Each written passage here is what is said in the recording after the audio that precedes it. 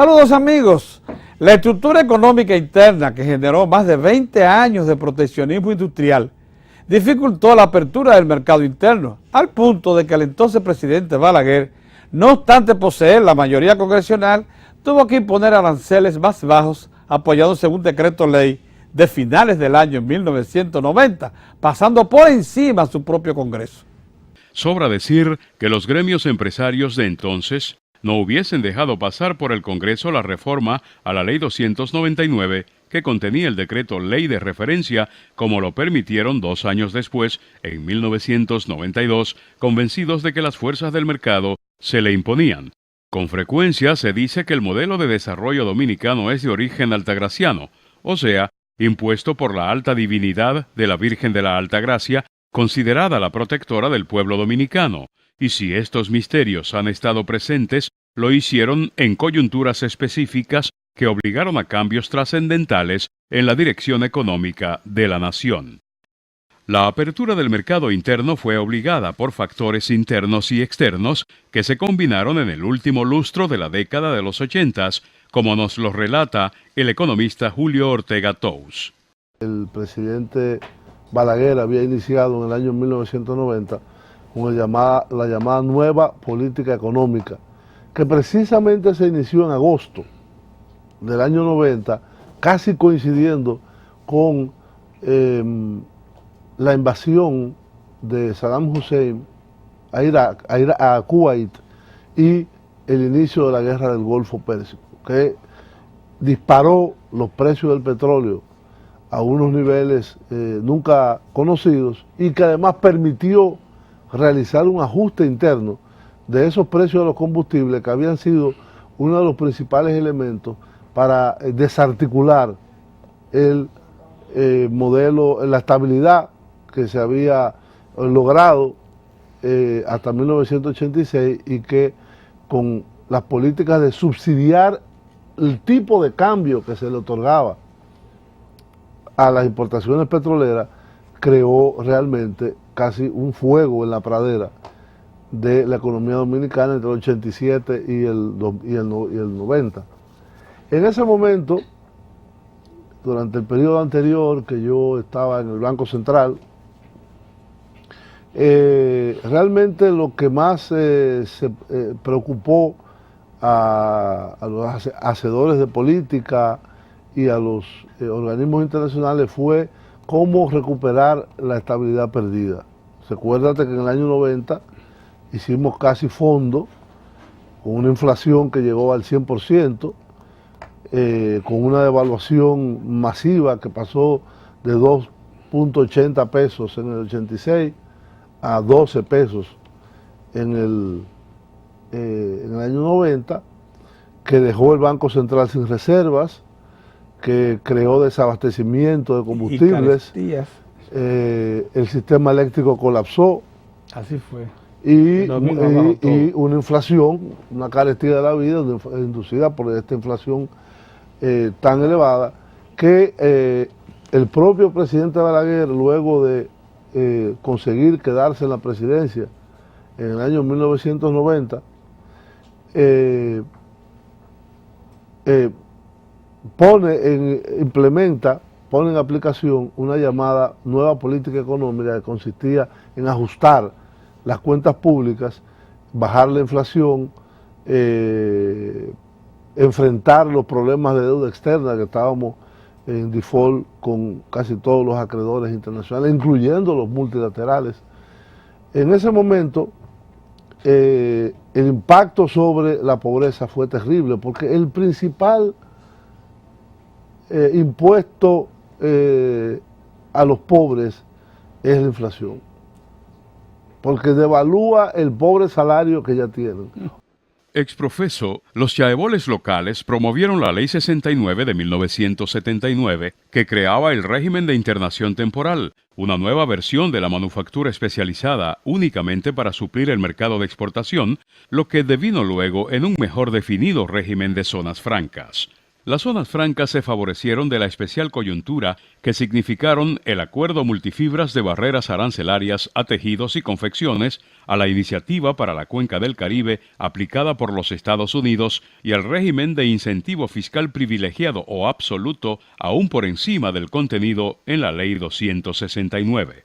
De 1983 a 1990 se produjo un verdadero florecimiento de las zonas francas, gracias a los parques industriales que les facilitó el Estado, con todas las infraestructuras de servicios a costa del propio Estado. Este florecimiento se mantuvo hasta finalizar el siglo XX. En el año 2000, las zonas francas cerraron con una planilla de casi 200.000 empleos. El impacto de las zonas francas en el empleo, principalmente en zonas deprimidas, contribuyó a que doblegaran las voluntades de los gobiernos y estos propiciaran devaluaciones de la moneda nacional a su favor, creando un factor distorsionante en la economía. La Ley 8 de 1990, de fomento de las zonas francas, consolidó aún más el nuevo régimen de producción, pues prorrogó las exenciones de las empresas clasificadas categoría A de la Ley 299, exceptuando las de la apertura obligada que se dispuso entonces para las empresas que dedicaban su producción al mercado interno. La Ley 8 también creó el incentivo de poder disponer hasta un 20% de su producción para el mercado interno, aunque pagando los derechos para ello que pagan los demás. Este incentivo se vino a aprovechar en años recientes y se puede decir que las zonas francas operan con carácter dual de exportación y de suplir al mercado interno. Pero ¿por qué nos tomó tanto tiempo a nosotros, como entrada a la década de los 90, para entender que la desregulación del mercado era necesaria? Mira, lo primero que uno tendría que decir, Pedro, es que el modelo de sustitución de importaciones que se estableció en República Dominicana fue establecido tarde aquí. O sea, si tú comparas con las experiencias del sudeste asiático que también ensayaron con ese esquema, ellos se nos adelantaron con la sustitución de importaciones entre 15 y 18 años. ¿Ah, sí? Sí, entonces ellos pudieron ver las limitaciones que tenía ese modelo de proteccionismo bastante intenso, y cuando ellos deciden comenzar a transitar de sustitución de importaciones a promoción de exportaciones, que era la otra opción que se tenía, en ese momento fue que nosotros, en 1968, empezábamos con la Ley 299 a montar ya de manera formal un esquema de protección basado en una serie de incentivos, barreras al comercio, altos aranceles. O sea, cuando ellos salían, nosotros entrábamos. Así es. Entonces, se fueron creando capitales en el país. No hay duda de que la Ley 299 permitió un proceso de acumulación de capital interesante en el país.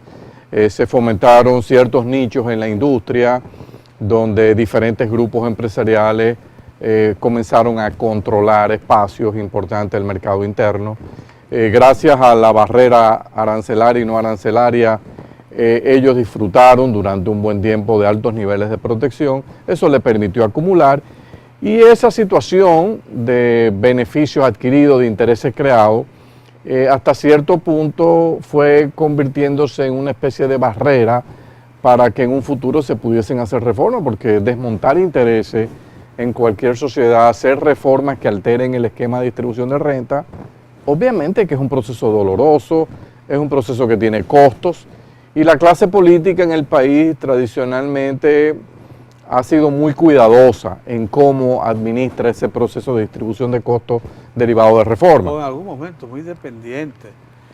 También, pero no se podría decir eso del presidente Balaguer. Yo no me atrevería a decir eso, que el principal responsable de comenzar a desmontar ese esquema fue el presidente Balaguer, y estuvo más motivado quizás por la crisis macroeconómica de aquel.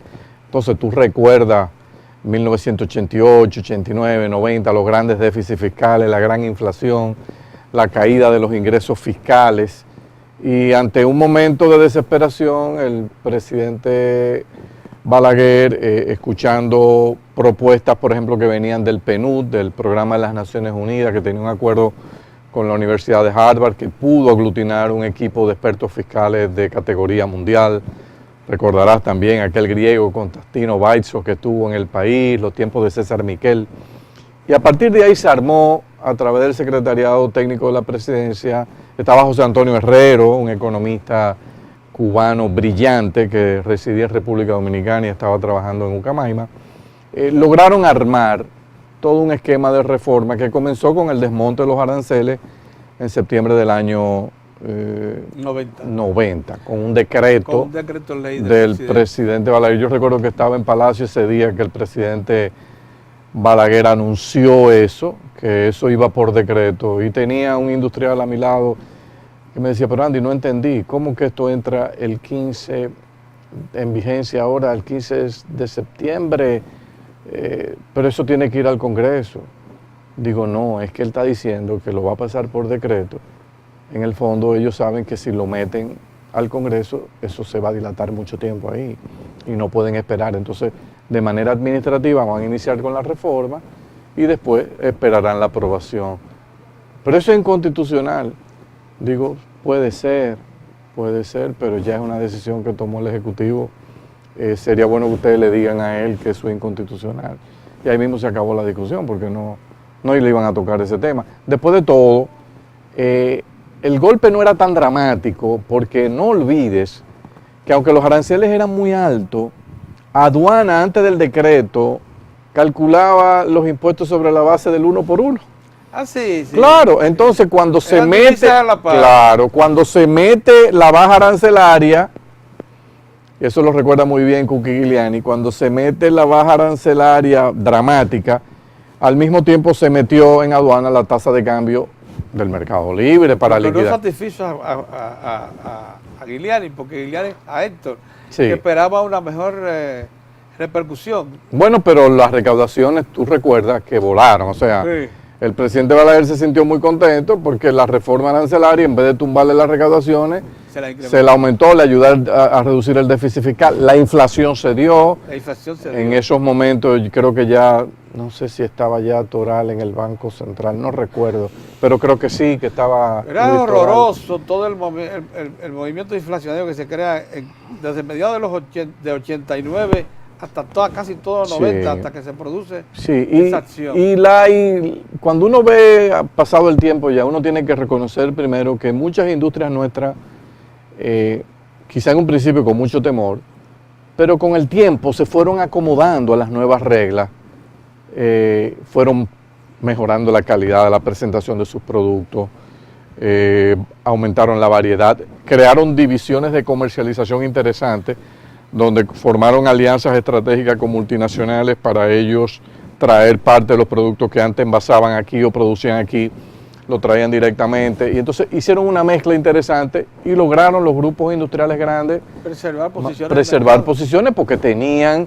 unas enormes ventajas de los canales de comercialización y distribución, y le sacaron rentas ahí bien hechas. O sea, además de que hicieron contacto con las transnacionales grandes y recibieron refuerzos gerenciales, sí, que se instalaron aquí, claro, y comenzaron a hacer apreciación más directa, claro, del mercado. Y el consumidor, como tú bien dices, se benefició, hubo bajas de precios sustanciales, calidad y precio, calidad, variedad, una mejor atención.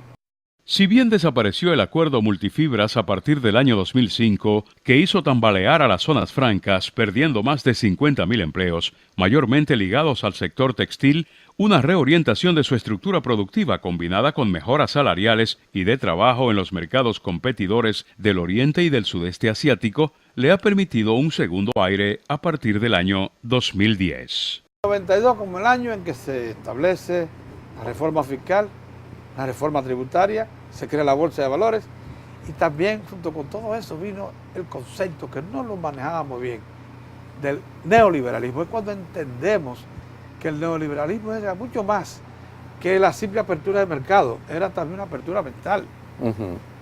Y un convencimiento de que vivíamos en una aldea, pero global, sí, que teníamos vecinos distantes, decenas de miles de kilómetros, pero eran nuestros vecinos, con los cuales había que entenderse. ¿No es así? Sí, mira, el tema del neoliberalismo, yo recuerdo que cuando yo estudié en Nueva York, yo estudié en Santo Domingo y después me fui a hacer la maestría y el doctorado en la Universidad de Columbia, Nueva York. Yo nunca recuerdo en los años que tuve en la Universidad de Columbia, escuchar la palabra neoliberalismo. Fíjate qué cosa tan extraña.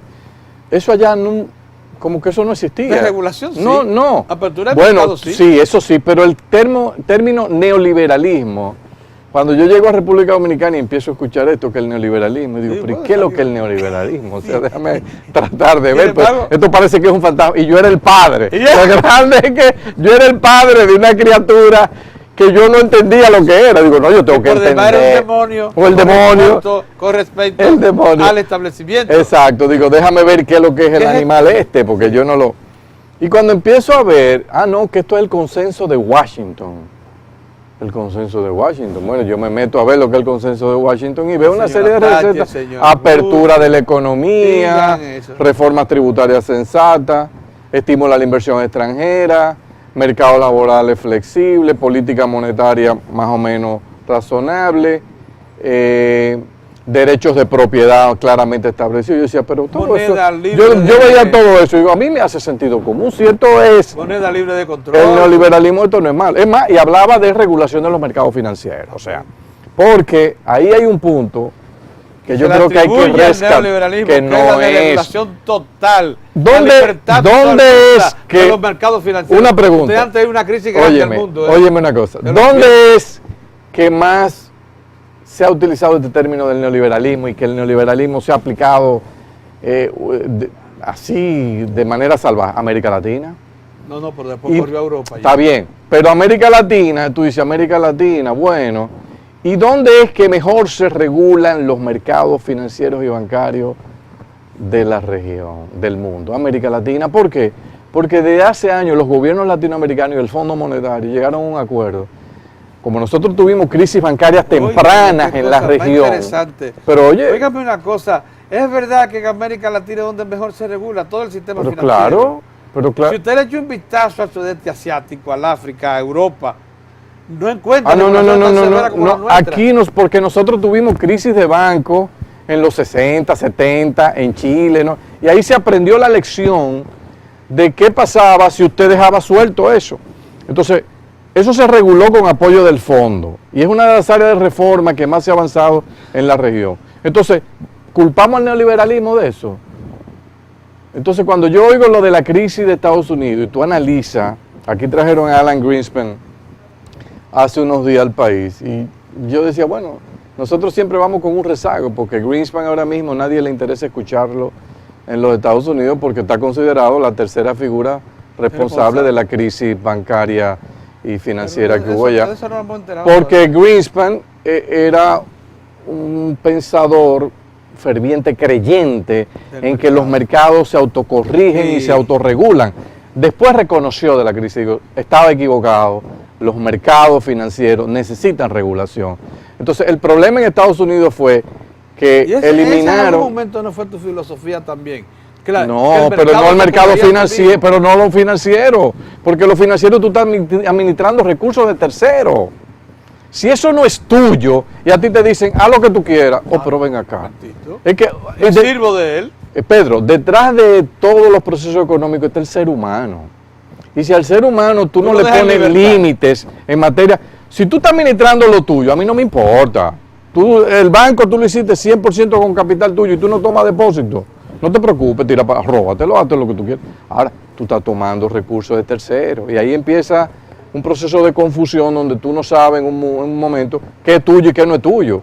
Y eso fue lo que pasó, por ejemplo, aquí en la crisis del 2003, que durante años vimos bancos donde los dueños de esos bancos se estaban apropiando no solo del capital que ellos metieron, sino del que metieron los depositantes. Entonces yo creo que ese es un punto que hay que tener en cuenta. Lo otro es que en Estados Unidos, que la gente dice, el neoliberalismo provocó en Estados Unidos esa crisis. Mire, ya vimos que el problema de la regulación no tiene que ver con una posición que si tú eres liberal o no, es que era una concepción más profunda todavía, que era la del grupo de Greenspan, discípulo de Ayn Rand, una filósofa que creía en eso, que el ser humano había que dejarlo al libre albedrío, y promovieron una desregulación total. Pero aparte de eso, el gobierno norteamericano, desde los tiempos de Clinton, y no se puede olvidar, a través de Freddie Mac y Fannie Mae, las dos grandes financiadoras de hipoteca, comenzaron a empujar que había que prestar a cualquier costo al sector de bienes raíces para que todo el mundo en Estados Unidos tuviese derecho al sueño americano de una casa, de una propiedad. Clinton entendía que esa era la forma de estimular la economía. Se fueron con todo el pie, ahí vino todo ese crédito al sector de bienes raíces sin ningún tipo de regulación, fueron eliminando restricciones, bajando las tasas de interés. Greenspan desplomó la tasa de interés de 5 a 1. Coger dinero prestado para comprar vivienda era un regalo. Y entonces esa conjunción de desregulación al sistema financiero con estímulo para que se le prestara a la gente para comprar vivienda, implosionó. Y vino después la crisis que desencadenó todo el colapso de la caída de Lehman Brothers. Lo más lamentable de todo esto es, observando uno desde aquí, de nuestra media isla, es que la mayor parte de ese modelo catastrófico, me fue copiado igualito en muchísimos países. Ah, sí. La Europa que está en sí, crisis sí, hoy sí. es porque copió exactamente Pero el los mismo bancos estilo. se metieron en lo mismo. Se metieron en lo mismo. Y a ellos les explotó en una situación que tenían por el otro lado los costos ya insostenibles de un estado de bienestar, del welfare state, o sea, que tú decías, bueno, ¿quién va a pagar esto? O sea, porque eran países con presiones tributarias de 40, 45%, con deuda pública cercana al 100%, déficit fiscales grandes, y de repente le explota esto y dice, bueno, ¿y cómo me muevo ahora? Porque tengo una crisis, bueno, tengo que emitir más deuda. Y entonces ahí viene luego la crisis de la deuda soberana. Estados Unidos, aunque no escapa esa realidad, no tiene un problema de la magnitud que tienen algunos países europeos, porque el sistema de bienestar en Estados Unidos todavía no llega a ese nivel. Va en camino, y por eso hay toda una discusión en Estados Unidos de qué se va a hacer con el sistema de pensiones, qué se va a hacer con el sistema de seguro de salud, que están resultando ser totalmente incosteables. Fíjense que ahora mismo en España el presidente Rajoy está planteando, bueno, vamos a elevar la edad de retiro de 63 a 67, porque esto no aguanta, realmente esto no aguanta. Otra cosa hay que decir, aunque ese no es el tema de hoy, pudiera llevar un análisis muy a fondo de parte suya, entre otras cosas porque esos sistemas de pensiones descansan esencialmente en aportes presupuestarios. Claro. Y no se ha procurado como el de aquí y como el exitoso chileno, de capitalización individual y que sea reproductivo en claro, sí mismo. Y si cayó el rendimiento, cayó, y si subió, bueno, subió. Chile se asustaron mucho con la crisis del 2008, porque muchas de las acciones, como tú decías, hay mucho dinero de los fondos de pensiones invertido en acciones, no solo de empresas locales, sino Chile permite que parte de los fondos de pensiones puedan comprar bonos extranjeros y algunas empresas clasificadas AAA. Ellos son en eso más abiertos. Y es un mecanismo que tienen para evitar la apreciación de la moneda, que es un problema que ellos enfrentan. Pero en ese momento bajaron los valores de los fondos de pensiones y mucha gente dijo, ay, me va a caer mi pensión. Pero ya se han recuperado. En la Estrategia Nacional de Desarrollo 2010-2030 se establece que el tamaño reducido del mercado interno y la desigual distribución del ingreso le establecen fuertes límites a la capacidad de crecimiento de la industria nacional. Nosotros agregamos a este planteamiento el hecho cierto de que después de 20 años de existencia de la Bolsa de Valores de Santo Domingo, la manufactura nacional no ha sabido utilizar en forma extensiva este instrumento de financiación. Un planteamiento recurrente en los últimos tiempos por parte de los líderes empresariales es el de que los servicios, el sector que con mayor velocidad crea empleos en los últimos tiempos, no ofrecen empleos firmes, de calidad, que garanticen el mantenimiento de los puestos de trabajo creados por este sector, el más activo de la economía de los últimos años. Hay un asuntito, sin embargo, que nos queda por ver, y ese es un planteamiento persistente ya de los grupos empresarios tradicionales del país. Ellos dicen que nuestro empleo no es de calidad, que en un 50-56% es un empleo de mano de obra que no es firme, que puede variar, que está ligada a servicios, vamos a hablar claro, y que de turismo y todos sus agregados de servicios, esos no son empleos de calidad. ¿Qué economía desarrolló comparable a este esquema? Lo primero que yo creo que debe decirse es que 56% de informalidad tienen Colombia y México, y otras naciones grandes. Guatemala, Centroamérica. ¿No? Y que Ecuador y Perú tienen un 70% de informalidad, y sin embargo se les consideran naciones en crecimiento. Sí. Pero bueno, no es eso lo que quiero decir. Es verdad que no debiéramos sentirnos bien cuando incrementamos empleo por la vía de servicios y no con la misma velocidad por el lado de la manufactura o los empleos que llaman fijos? No, pero es que el servicio generalmente, en algunas, por ejemplo, áreas de servicio, los Estados Unidos, el desarrollo de software en Estados Unidos, eso es de servicio, y en Chile y en Costa Rica, y esos son empleos muy bien remunerados, muy bien pagados, de alta productividad. Yo lo que creo que el problema es que el mercado paga la remuneración que es compatible con la productividad marginal de ese trabajador. Del valor que demanda el mercado. Entonces, sí, exacto, y si usted tiene un recurso humano que viene formado de un sistema de educación que tiene enormes deficiencias, uno no puede pretender que sean unos empleos de calidad, o sea, esa es la realidad. Es que se cree que el único empleo de calidad es el de la manufactura. No es así, no es Entonces, así. no, yo creo que hay ahí un No, el sector de servicio en el mundo hoy día es el mayor generador de empleo. El sector turismo genera un buen empleo. Claro, si tú tienes... El sector bancario también. Claro, o sea, eso no, y el mercado de capitales te lo puede generar. El sector de las comunicaciones genera buenos empleos. O sea, yo creo que esto no es cuestión de que la industria es el único. No, eso no es así. Además, la industria también está sujeta a variaciones y en un momento dado te puede despedir personal como te puede contratar personal. O sea, que yo creo que entrar a ese detalle de quién debe crear los empleos. No, la economía en general tiene que crearlo y van a ser mejores empleos en la medida en que los recursos humanos estén mejor calificados. Y esa es la batalla y el subsidio más importante que el gobierno le puede dar al sector privado es lograr una mejora en la calidad de la educación dominicana. Es el mejor subsidio. En la calidad del suplidor del trabajo, de la fuerza. Exactamente. Ya con inteligencia, ya con capacidad creativa, etcétera. En efecto, al mantener estructuras de posesión familiares, las empresas manufactureras se resisten a ser públicas y compartir propiedad con el público, lo que les hubiese aportado capital fresco sin costo alguno. Antes, al contrario, los propietarios de la manufactura acuden a capital bancario de alto costo, que por definición incorporan a sus costos de producción, reduciendo así su margen de competitividad con productos similares del exterior.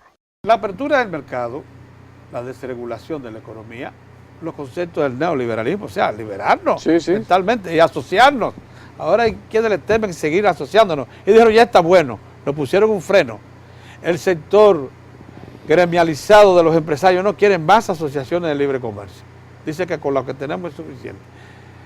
Y parece que pararon ciertas iniciativas que había en el gobierno, la había con Taiwán, la había con Canadá, están paradas, dieron en oídos. Hay gente que oyó y paró. Pero bueno, no vamos a... Lo que importa es que sí somos socios de los dos grandes mercados, la única nación de habla hispana, socia de los dos más grandes mercados consumidores agrupados, Estados Unidos y Europa.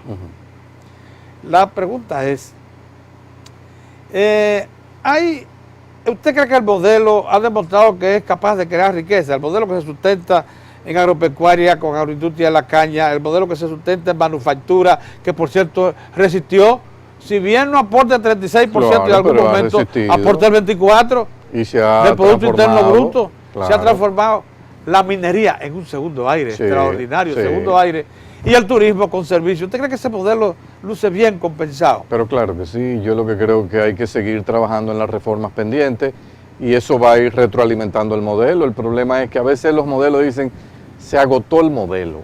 Yo hice una frase aquí, el modelo está agotado. No, pero lo dice que a mí me da mucha risa. Yo lo dije en época del pero yo cuando... Todo el mundo, todos los empresarios. No, porque es bonito, decir, suena bien. Sí, suena bien. El modelo está agotado, pero ¿qué es lo que está agotado? Porque ¿qué es lo que tú vas a cambiar? Un modelo creciendo, aportando...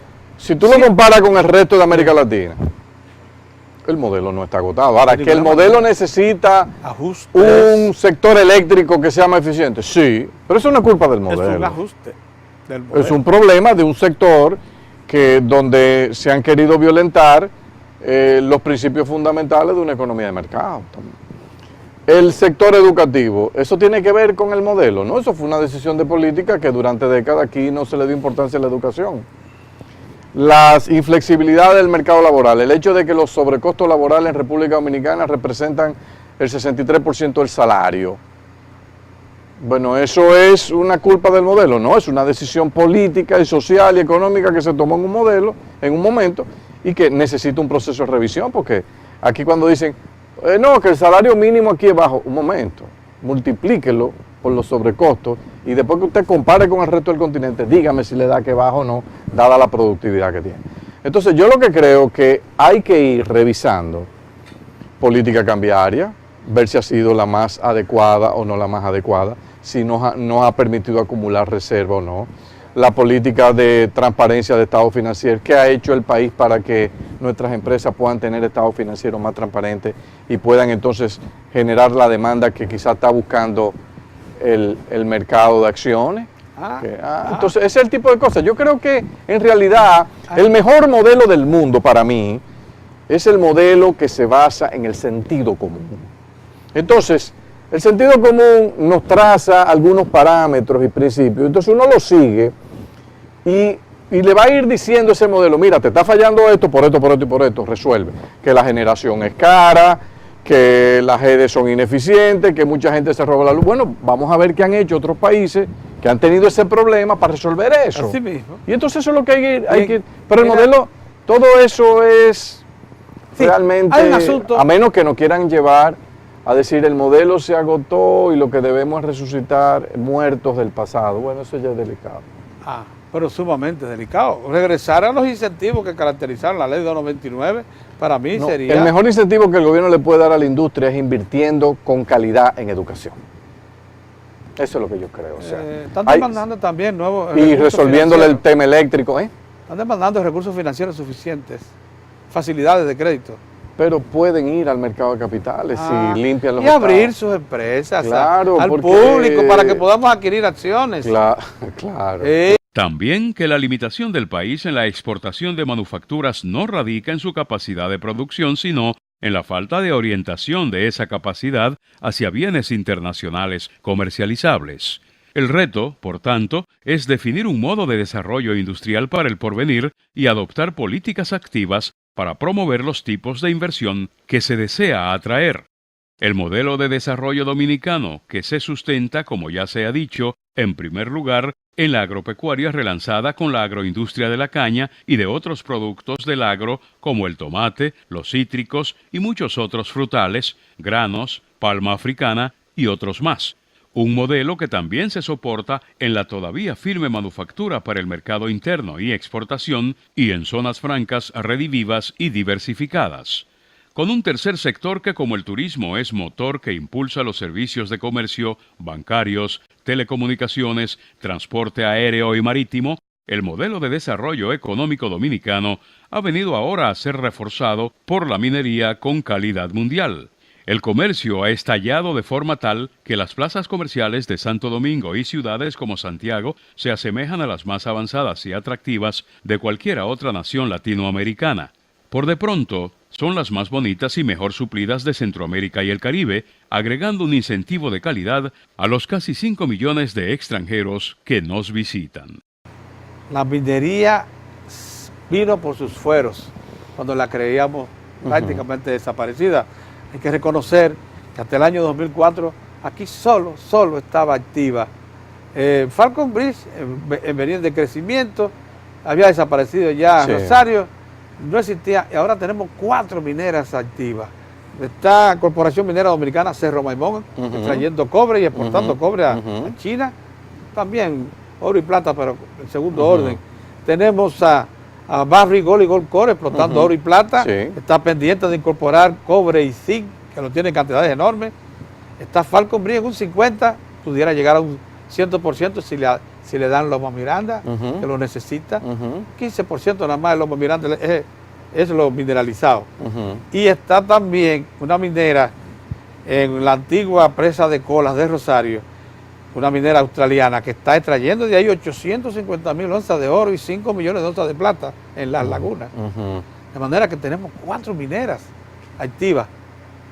Llegó el sector turismo para quedarse por un buen tiempo. ¿Minero? Sí, el sector minero. Yo pienso que sí, yo creo que al igual que quizás no tanto como Perú y Chile, que son 2 potencias mineras sin precedentes en la reunión, pero nosotros tenemos un gran potencial. Bueno, en oro somos octavo mundial Claro.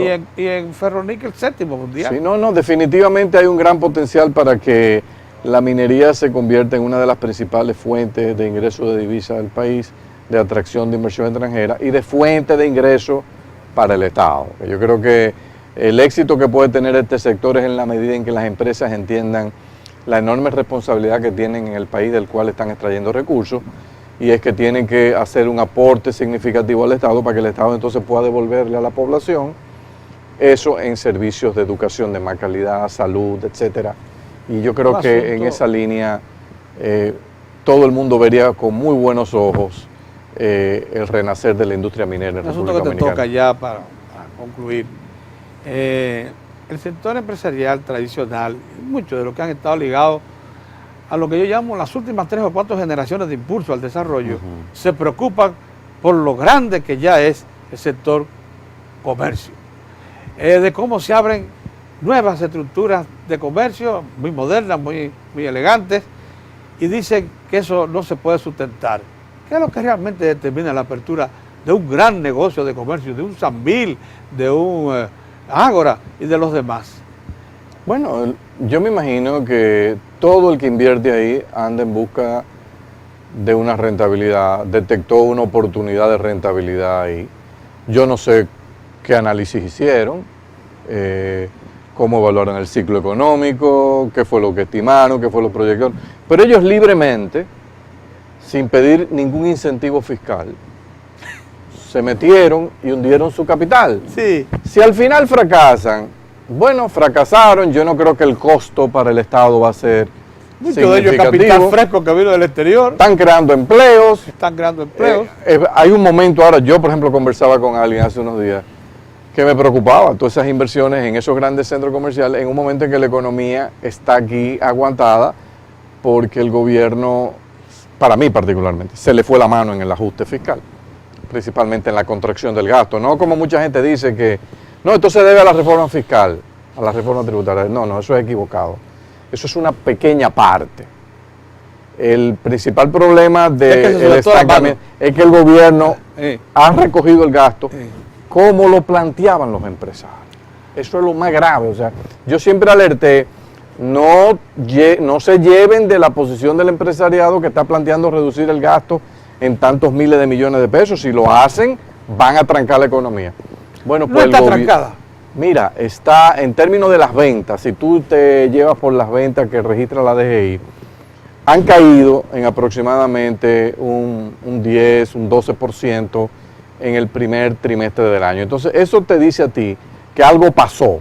Bueno, y lo que pasó es muy sencillo, que el gobierno tuvo un déficit en el 2012, en el primer trimestre, de 34,000 millones de pesos. Y en el primer trimestre del 13, el déficit fue de apenas 2.200 millones de pesos. O sea, tú redujiste de 34,000 a 2.000. O sea, de 6.7% del PIB a 0.4% del PIB. Caray. Eso es un ajuste dramático. Entonces, ¿qué pasó ahí? No fue que las recaudaciones aumentaron mucho más que lo que se... No, está más o menos en línea los estimados. Es que el gasto público fue contraído de manera, para mí excesiva. Porque si el compromiso en el presupuesto era un déficit de 5.500 millones de pesos al mes, que nos daba 16.500 para enero o marzo del 2013, estar con 2.200 quiere decir que estamos sobreajustando, y eso yo creo que es un punto que hay que tener en cuenta. Pero esa situación de aguante fiscal puede estar creando ciertas tensiones y preocupaciones en esta gente que ha invertido en los centros comerciales. Algunos se están quejando de que están notando menos afluencia de gente. Esto es parte del proceso de ajuste. Cuando el proceso de ajuste ya el gobierno aceite de nuevo la economía y comience a mover el gasto público, ya llegó una emisión de bonos soberanos, el gobierno tenía liquidez. Cuando cierre la renegociación con Barrick Gold, claro, eso va a mejorar. Un ambiente enorme. Pero claro, no, las perspectivas son muy buenas para República Dominicana. Yo creo que y va a seguir fluyendo inversión extranjera. Hay mucha gente que ha dicho, bueno, no, pero que esta situación con la Barrick va a ahuyentar la inversión extranjera. Eso no es cierto. Eso no es cierto. Los mercados saben lo que hay en ese contrato y y saben que ahí hay mucho bueno, espacio. ya Barry para... confirmó que sí, que está negociando Sí, una sí. mejora por parte de las expectativas del Estado dominicano. Claro, no, ellos están Ya lo trabajando. confirmaron. Sí, sí, o sea, que es así. Bien, Andy, óyeme, cuánto placer haber conversado contigo con tanta libertad y hacer un examen tan variado de temas como este, que ha sido fruto de una conversación, lógicamente, y que nosotros vamos a utilizar extensamente en estas entregas del desarrollo dominicano. Así que muchas gracias. Un placer. Gracias a ustedes. Nos veremos nuevamente.